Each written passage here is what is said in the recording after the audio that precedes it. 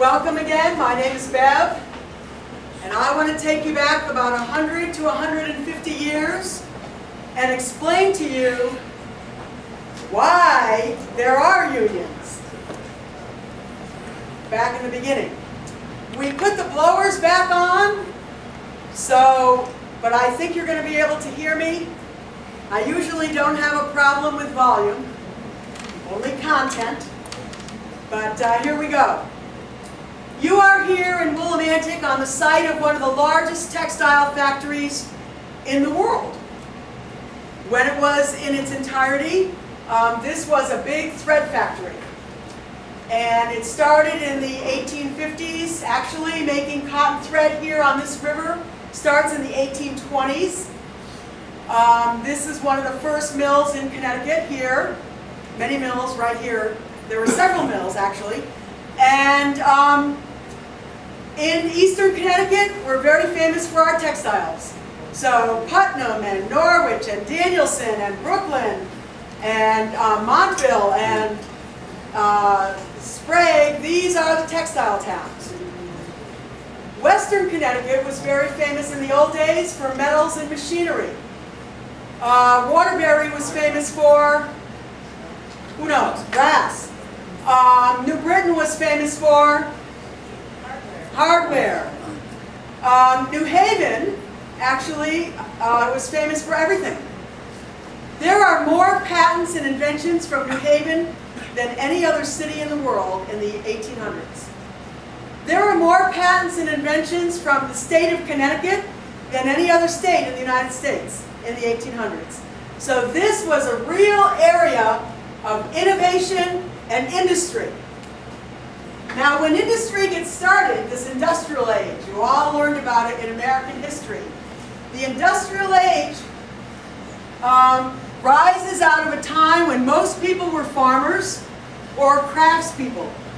So if your father was a farmer, you were going to farm. If your father was the shoemaker, you were going to be the shoemaker. And back in Europe, they had guilds. And the guilds were sort of to help protect people, to help keep wages high, to, if somebody died, to help maybe help the widow and the children. But when America becomes this actually the industrial age starts in England, comes to America, and when it gets here, these small companies start turning into these major industries. And the most important thing is to make money. And the most important way to make money is to have a labor force. So the first labor force here in Willimantic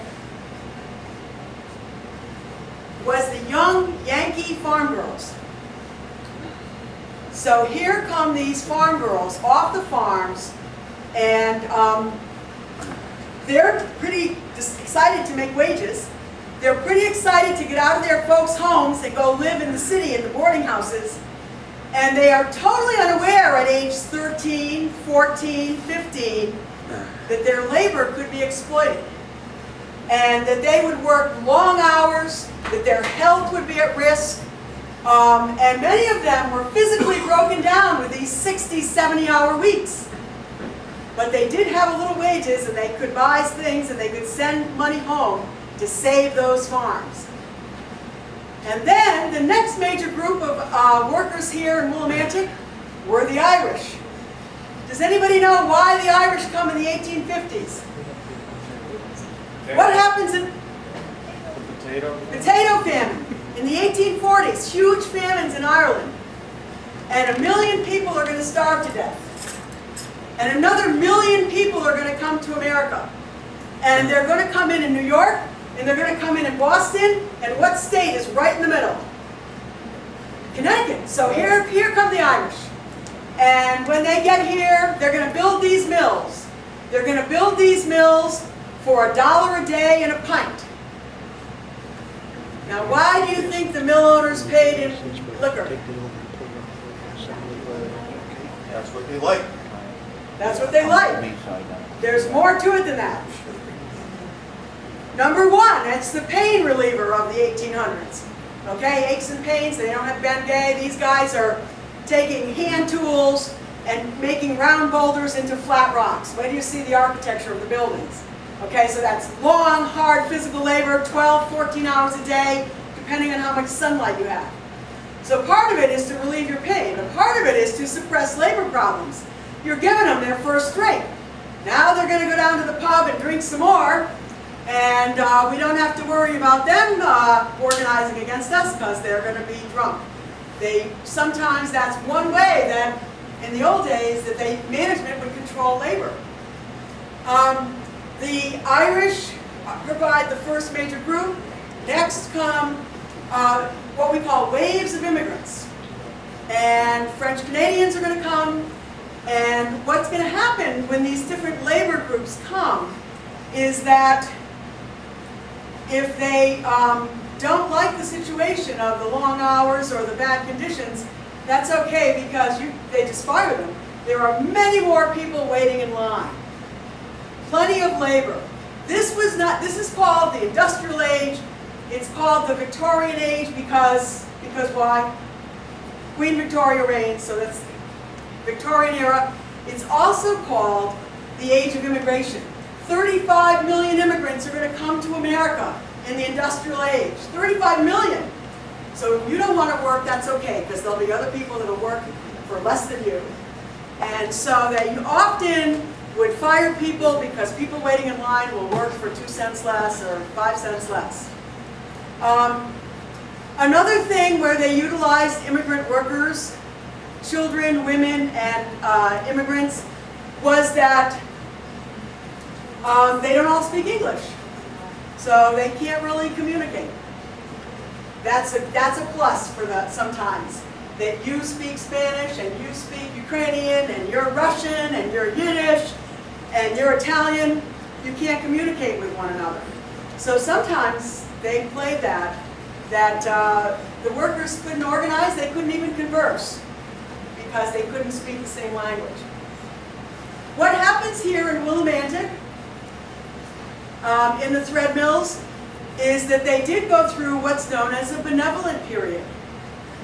There were local Connecticut owners, and once they had made a tremendous fortune, they made a fortune in the Civil War. This was a cotton factory, and during the Civil War, they produced a lot of goods for the soldiers. What kinds of things would the soldiers need? A lot of them wore wool, actually, the uniforms, but they would need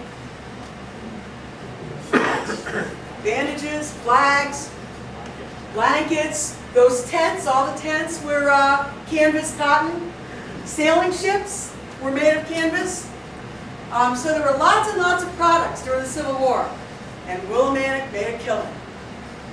Following 50 years after the Civil War is Willimantic's heyday. And so what they did is they went through a benevolent period, and the workers said, well, we're going to give our workers a library. You are sitting in the library that they were given so that they could come and learn English, so that they could come and learn to read and write. They could have school programs. If you were an immigrant from Russia and you never had any school, now you could go to night school. And they gave them some benefits. They built baseball fields where all the workers could play baseball on Sundays. They gave coffee breaks. This is a great story. The workers, there were children workers in the mills. In the 1870s, a lot of children. And sometimes they would actually go to school for 4 hours and then work in the mill for 6 hours. And one of the reasons is because Connecticut is the first state to have free public education. So when these immigrants come, they come for education, freedom, better opportunities, jobs. They're escaping persecution and war and poverty. And when they get here, now they can go to school. So, but some of these children would be working here in the mills, and one of the bosses said, in their 6-hour shift, decided to give them a 10-minute break. And during that 10-minute break, gave them coffee and, juice and a muffin. Juice and a muffin. And actually what happened is, it was an experiment in a way, and the children came back to work. What do you think happened? More energy, absolutely right. They had more energy. And they made up the cost of the 10 minutes, and they made up the cost of the snack. And the guy's going, wow. It increased productivity to give them a break. So they gave them a break. So the coffee break, the idea of giving your workers a break, which sounds very humane, but actually increases your productivity. So that was invented here. So there are a lot of innovative ideas, and also this idea of benevolence, giving back to your workers. If you keep them busy, if you keep them happy and healthy, then they won't rise against you. However, what happened is, in 1898, this factory was sold to the American Thread Company. And American Thread is British owned, so the people who own it don't even live in the United States. They don't see what's going on, and they don't really care. So they took away a lot of those old-fashioned benefits, and now we're just gonna concentrate on the bottom line. And things got tough. So the working conditions were poor, the wages were poor, and it was a hard time here in Willimantic. The biggest strike, well, first of all, the union comes in 1903. It's the textile union, and they don't have any power. Their original charter is hanging on the wall right above the donuts, and that was actually a hidden document. It was hidden in somebody's house behind the wall, because in those days, if you talked union, or if you walked down the street wearing a union pin, you could lose your job, you could be persecuted, you could be beat up in the middle of the night. In some places in the United States, you were killed for talking union in those days of social reform. Then comes World War I. During World War I, business really picked up, and everybody had jobs. And after World War I, which was the war to end all wars, have you heard that? World War I was the war to end all wars. After the war, the government contracts here ended, and so now they had to lay off a lot of workers, and they had to do what's called a speed up. Sometimes they sped up the machines, sometimes they tried to do 5 days work in 3 days and pay their workers for 3 days. All kinds of things like that. So after World War I, times were really bad here in Willimantic, and the union decided to go out on strike. The big strike here is 1925. And the workers went out on strike because they had fired so many people, they were reducing hours, and they were reducing everybody's wages by 10%. People said, 10%? I can't live on what you were paying me before. You can't take away 10%. So the people went out on strike, and 2,000 people made this huge line around the factory across the street, which I hope you'll get a good look after. And the strike lasted for 9 months. And what they did is they brought in, actually the state police were just new in the 1920s as the beginning of the Connecticut State Police. They emptied out the boarding houses, filled them with all police. They came in with their billy clubs, and they were trying to make a hole in the line to bring in people who still wanted to go in and work. And those people are called scabs. And if some people still want to work, then the machines are still going, and they're still making thread, and they're still making money. So the most effective strike would have been if everybody had gone out. But not everybody could do it. We have interviewed a lot of people. I've interviewed a lot of workers. And all the people who remember the strike are all now older people, and of course they were kids in the 20s. And they say, we remember everybody was mad, everybody was angry, nobody liked anybody, and well, we're not really sure what it was about. But that's because they were children. But they remember it distinctly being a horrible time to live and work in Willimantic. And there was other little strikes that I'm not going to go into. Following World War II, there was a huge boom in industry, in textiles. Following that begins the decline of the textile factories. This was one of the last big textile factories making thread. And I just wanted to throw out that they also made all the baseball thread. Red Sox fans, raise your hand. Go Sox. Yeah, go Sox, okay. Anyway, saw a decline in textiles, and this particular factory actually packed up in 1985 and moved to North Carolina. Now there was this exodus to move south, and part of it was, in North Carolina, they don't have unions. They discourage unions. There are no unions in the Carolinas. So a lot of these factories went south to non-unionized areas.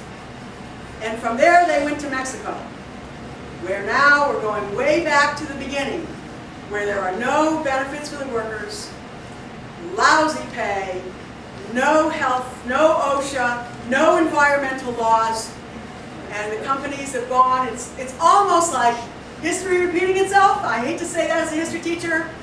That's a cliche, but that's exactly what's happened. Starting from ground zero now. The workers get nothing. The safety, the environment is all bottom line.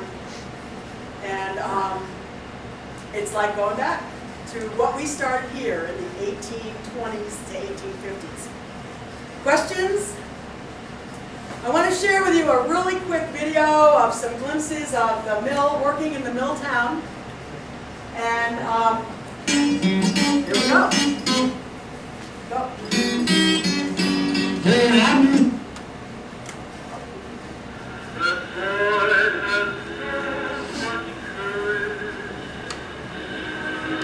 I've seen the things he can do, but he never had the courage to tell you how he feels about you. The story of the mills is about the industrial age. The story is about cotton. And the cotton is a plant, and it grows on a bush, and it grows in the really hot places, the southern states, and it was picked, and it was picked by hand. Now it is also harvested by machine. For many generations, the slaves picked the cotton. It would be baled up, and then it came by boat or by train to Willimantic, where it will be produced into thread. Product here, after World War I, they started to use products other than natural fibers. They developed man-made fibers, synthetics, we call them. And today we know plastic thread is polyester. There's rayon and nylon. And some of these modern fabrics and threads were made here in the thread mill. The mills are laid out so that all the buildings are connected. Well, before that, the whole process was done in one building. But as the factory expands, you start with carding, which is the combing and brushing of the cotton. And then it's moved into the spinning room, where it is actually spun into thread. Then it will go to the winding room, to bleaching and dyeing, to packaging and boxing and shipping. And it's a mass production all the way down the line. So it goes in one building as a bale of cotton, and it comes out the other end as boxes of thread. The Willimantic thread mill, like all of the mills in the 19th century, are built along the mighty rivers. The water goes downhill over natural waterfalls, and here in Willimantic, the natural fall in the river is 93 feet, almost 100 feet towards sea level. So this was an ideal spot to capture the water power. And they build their mills right along the river, and then they also build dams. These dams act like giant holding tanks to hold back a tremendous volume of water until it's needed. Then they open up gates, they crank open and lift the gates. The water flows into the basement and turns the water wheels. Water wheels in the basement of these buildings provide the water power, the hydropower, to run a whole building full of machinery. The wheel transfers the power, the turning, to a gear, which turns belts, which turns wheels on machines. It's very similar to pedaling a bike. The pedals turn the gears turn the chain turns the wheel. The rivers are the reason why these mills are in New England. They produced cotton thread.